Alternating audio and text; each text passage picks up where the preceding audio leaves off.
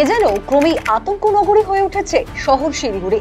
ভারতের chicken neck হিসাবে পরিচিত শিলিগুড়ি শহরকে চারদিকে ঘিরে রেখেছে নেপাল, ভুটান, বাংলাদেশ। এই শহরের ওপর দিয়েই যেতে হয় সিকিম।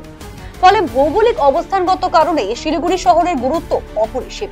এহেন শহরে দিন দিন ব্যাংক ডাকাতি সহ চুরি ছিনতাইয়ের ঘটনা ঘটে চলায় আতঙ্কিত শহরবাসী। শিলিগুড়ি কি হয়ে উঠছে আতঙ্ক নগরী? পুলিশি নজরদারিতে এবার বড় প্রশ্নচিহ্ন।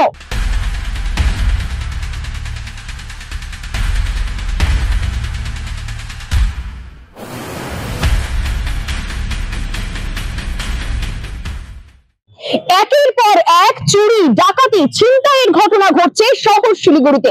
শিলিগুড়ি এখন যেন সিনেমার দৃশ্যপট। সাম্প্রতিক তথ্য বলছে 18 জুন শিলিগুড়ির চম্পাশাড়ি মোড়ে রাষ্ট্রায়ত্ত ব্যাংকের দুটি এটিএম থেকে টাকা লুট। 22 জুন শিলিগুড়ি হিলকার্ট রোডে দিনে দুপুরে নামকরা জুয়েলারি দোকানে ডাকাতির ঘটনা।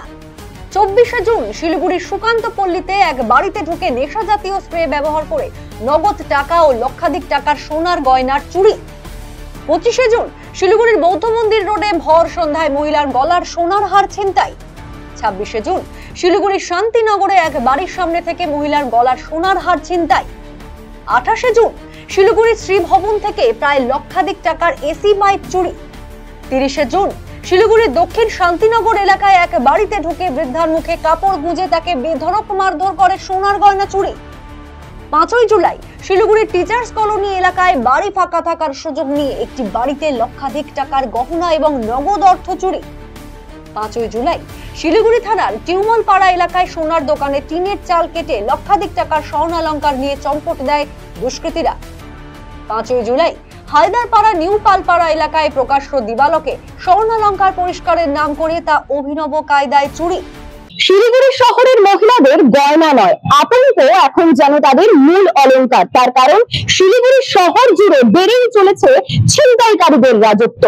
এই মুহূর্তে হিরে, সোনা, রূপোর দাম তো বাড়েনি, উল্টে বেড়েছে অলংকার চুরির ঘটনা, যার জেরে এই মুহূর্তে আতঙ্কে রয়েছেন শিলিগুড়ি শহরের মহিলারা। পাচ্ছি না, কিন্তু কদিন পর পরই আমাদের পাড়ায় এরকম ঘটনা হচ্ছে। কিছুদিন থেকে না, পুলিশকে যদি ফোন করা হয় পুলিশ আসে, আসার পরে একটু বলে টলে চলে যায়, কোনো দিনে অ্যাকশন নেয় না।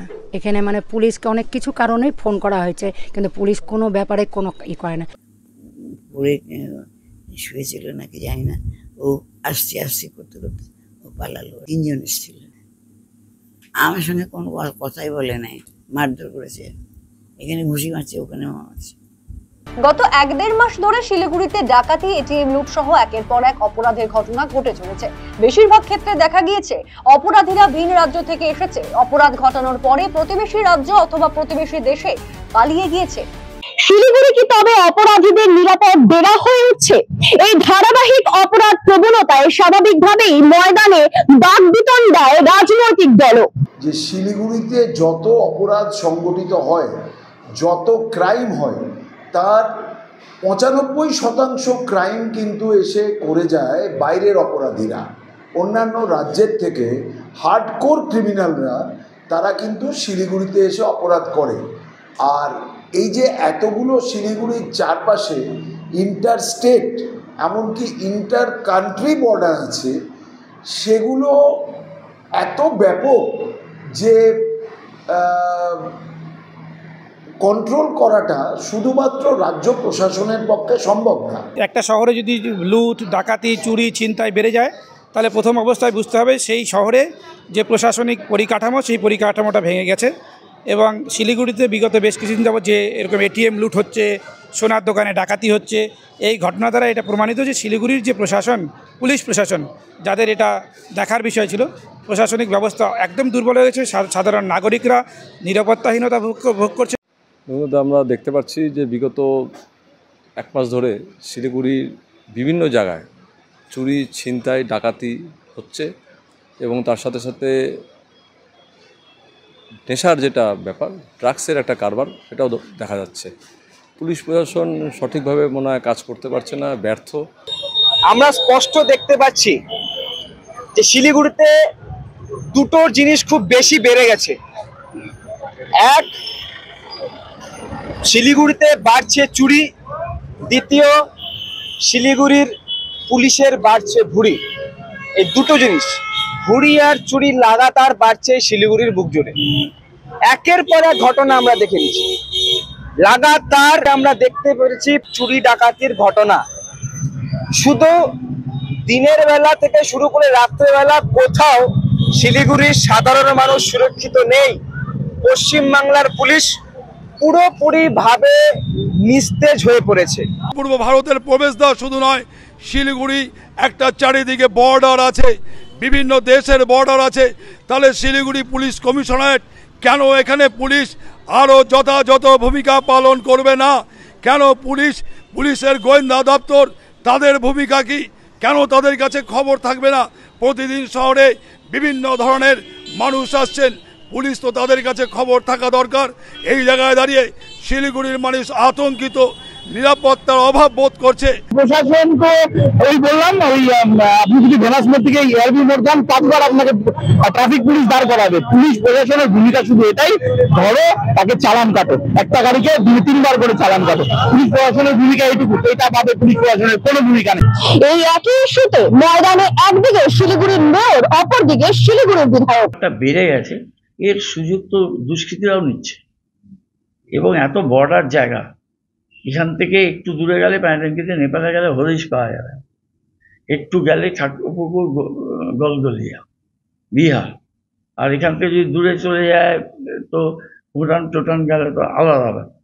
বাংলাদেশে নজরদারি আছে, কিন্তু এত তো কাটা তার নেই। ওখান দিয়েও বাংলাদেশে চলে গেল, 2 মাস পরে ফিরে আসলো। এই ব্যাপারটা মানে শিলিগুড়ির এটা সবচেয়ে চ্যালেঞ্জ। আর কোনো জায়গায় এত আন্তর্জাতিক জাতীয় এত বর্ডার নেই অন্য কোনো জায়গায়। সেই জন্য এখানে যেরকম ইন্টেলিজেন্স ব্যাপারটা, সেন্ট্রাল গভর্নমেন্টের একটা রোল আছে। এখান দিয়ে নর্থ ইস্টে ঢুকে যাচ্ছে, এখান দিয়ে ড্রাগস ঢুকছে, এখানে সোনার ঢুকছে। এই জায়গাটা, করিডোরটা ইজ ভেরি ভেরি ইম্পর্টেন্ট। এটা কোনো বিচ্ছিন্ন রাজ্য সরকারের ব্যাপার না।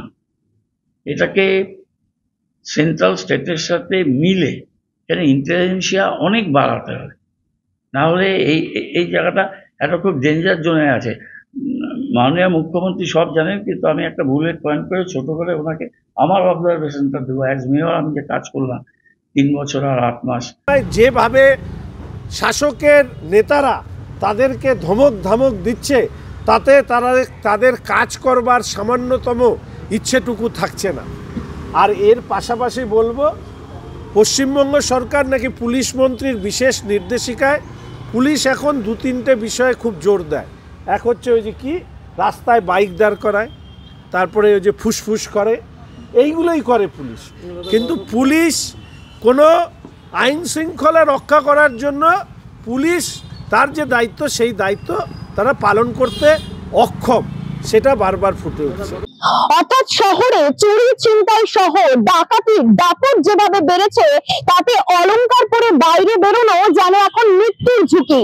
এক কথায় বলতে গেলে একেবারেই নিরাপত্তাহীনতায় ভুগছে এই মুহূর্তে শহর শিলিগুড়ি। শিলিগুড়ি থেকে সুস্মির সেনগুপ্তর রিপোর্ট, RCTV সংবাদ। রায়গঞ্জবাসীদের জন্য সুখবর, যারা দীর্ঘদিন ধরে জয়েন্টের ব্যথা এবং হাড়ের সমস্যায় ভুগছেন, তাদের জন্য রায়গঞ্জ দিশারিতে আসছেন RN টেকর হাসপাতালের জয়েন্ট রিপ্লেসমেন্টে ভারত বিখ্যাত অস্থিরোগ বিশেষজ্ঞ doctor Barun Dutta, MD DNB। এখন থেকে প্রতি মাসের নির্দিষ্ট দিনে ডাক্তারবাবুকে দেখাতে আজই যোগাযোগ করুন দিশারি হেলথ কেয়ার, উকিলপাড়া, রায়গঞ্জ শাখায়। যোগাযোগ করুন 7477785509, 7477785512 এই নম্বরে।